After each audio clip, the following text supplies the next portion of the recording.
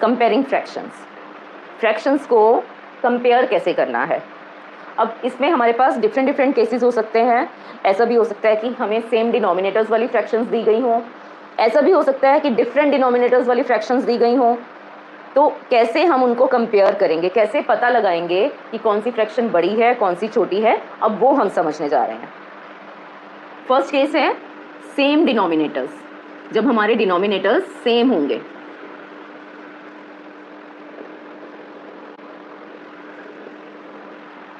तो जब denominator same होते हैं तो वो बिल्कुल सिंपल होता है हमारे लिए फ्रैक्शंस को कंपेयर करना।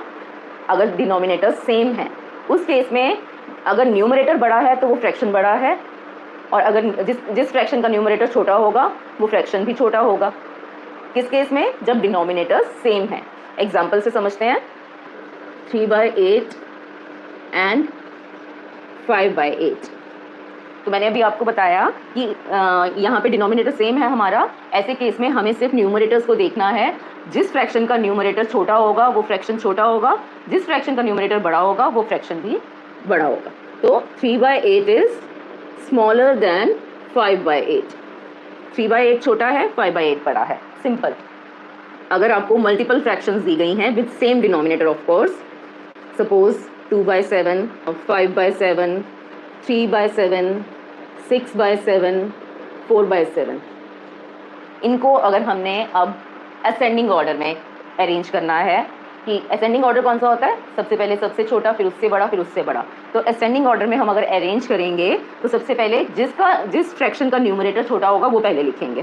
That means 2/7 is smaller than 3/7, 3/7 is smaller than 4/7, then comes 5/7 and biggest of them is 6/7।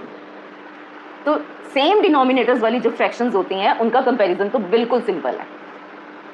अब अगर डिनोमिनेटर्स डिफरेंट हैं उस केस में हमें क्या करना होता है। तो डिफरेंट डिनोमिनेटर्स अगर गिवन होंगे तो उस केस में हम क्रॉस मल्टीप्लाई करके फ्रैक्शंस को कंपेयर कर सकते हैं। कैसे? क्रॉस मल्टीप्लाई करके। एग्जाम्पल से समझते हैं। First example is 2/3 and 3/4। 2/3 and 3/4। तो क्या करेंगे हम, इन दोनों के डिनोमिनेटर्स डिफरेंट हैं, न्यूमरेटर्स भी डिफरेंट है, डिनोमिनेटर डिफरेंट हैं, तो हमें क्या करना होगा, हम इनको क्रॉस मल्टीप्लाई करेंगे। 2/3 एंड 3/4 को क्रॉस मल्टीप्लाई करेंगे। 2 multiplied by 4 is 8 and 3 multiplied by 3 is 9. 8 is smaller than 9, that means 2/3 is smaller than 3/4। Cross multiply करा, उससे हमें ये नंबर मिले, और उससे हमें 8 हमारा आया था 2/3 के लिए और 9 आया था हमारा 3/4 के लिए। इससे हमने पता लगाया कि 2/3 इज स्मॉलर देन 3/4। एक और एग्जांपल देखते हैं। 4/5 एंड 5/6। क्रॉस मल्टीप्लाई करना होगा फिर से हमें, क्योंकि डिनोमिनेटर्स डिफरेंट हैं। 4 एंड 6 को मल्टीप्लाई करा तो 4 6 24 and 5 and 5 multiply 5 5 25। Again 24 is smaller than 25, that means 4/5 is smaller than 5/6। अब हम मल्टीपल फ्रैक्शंस लेके चलेंगे। ये तो 2 फ्रैक्शंस का कंपैरिजन था, तो क्रॉस मल्टीप्लाई करके हमने पता लगा लिया। लेकिन अगर 2 से ज़्यादा फ्रैक्शंस गिवन हैं उस केस में हमने कैसे कंपेयर करना है फ्रैक्शंस को, वो समझेंगे अभी हम। थर्ड एग्जांपल है ये हमारा 2/3, 5/6, 3/4 एंड 4/5। सबके डिनोमिनेटर्स डिफरेंट है हमारे, तो हम इनका एलसीएम निकालेंगे। एलसीएम के लिए हम डिनोमिनेटर्स लेंगे।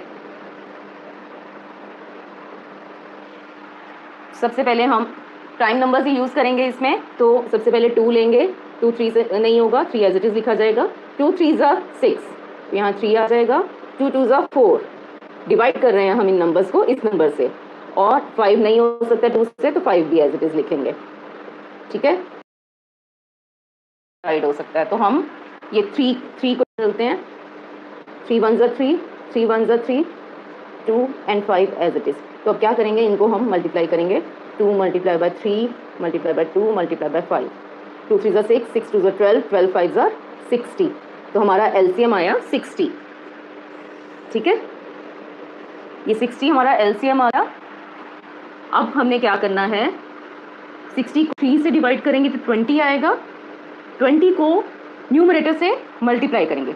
ये जो एलसीएम आया है इसको हमने डिनोमिनेटर से डिवाइड करना है, जो भी हमारा आंसर आएगा उसको हमने 2 से मतलब न्यूमरेटर से मल्टीप्लाई कर देना है। 60 divided bye 3 is 20 and 20 multiply by 2 is 40। 6 10s are 60 और 10 को 5 से मल्टीप्लाई करेंगे तो 50 आएगा। 15 4s are 16, 60 को 4 से मल्टीप्लाई डिवाइड करेंगे तो 15 आएगा और 15 को 3 से मल्टीप्लाई करा तो 45। Now 60 divided by 5 is equal to 12, 12 multiply by 4 is 48। तो अब इनको हम असेंडिंग ऑर्डर में अरेंज करेंगे, 40, 45, 48 देन 50। 40 किसका आंसर था, 2/3 का, 2/3 स्मॉलेस्ट। 45 था 3/4 का, that is 4/5 and 50 was for 5/6. That means 2/3 is the smallest and 5/6 is the greatest. This is our answer. Mixed fractions. Now 2 1/4 and 1 3/4. तो सिंपली हम इनको इम्प्रॉपर फ्रैक्शन में कन्वर्ट करेंगे। 4 2s are 8, होल फ्रैक्शन को denominator से multiply करेंगे, 4 2s are 8 और उसमें न्यूमरेटर ऐड कर देंगे, 8 + 1 9 और डिनोमिनेटर हमारा सेम रहेगा। तो ये हमारी कन्वर्ट हो गई इम्प्रॉपर फ्रैक्शन में। 2 1/4 is equal to 9/4, 4 2s are 8 + 1 9 और होल नंबर को हमने डिनोमिनेटर से मल्टीप्लाई करना है। 4 मल्टीप्लाई बाय 1 इज 4 और उसमें न्यूमरेटर ऐड करेंगे तो 4 + 3 is 7, denominator will remain same, 7/4. So 9/4 is greater than 7/4. Now next example, 3 2/5 and 3 3/7. इस केस में हमारे डिनोमिनेटर्स डिफरेंट हैं, तो पहले तो हमने वही करना है, इम्प्रॉपर फ्रैक्शन में कन्वर्ट करेंगे इसको। 3 5s are 15 + 2 17, 17/5 और ये हो गया हमारा 7 3s are 21 + 3 24, 24/7।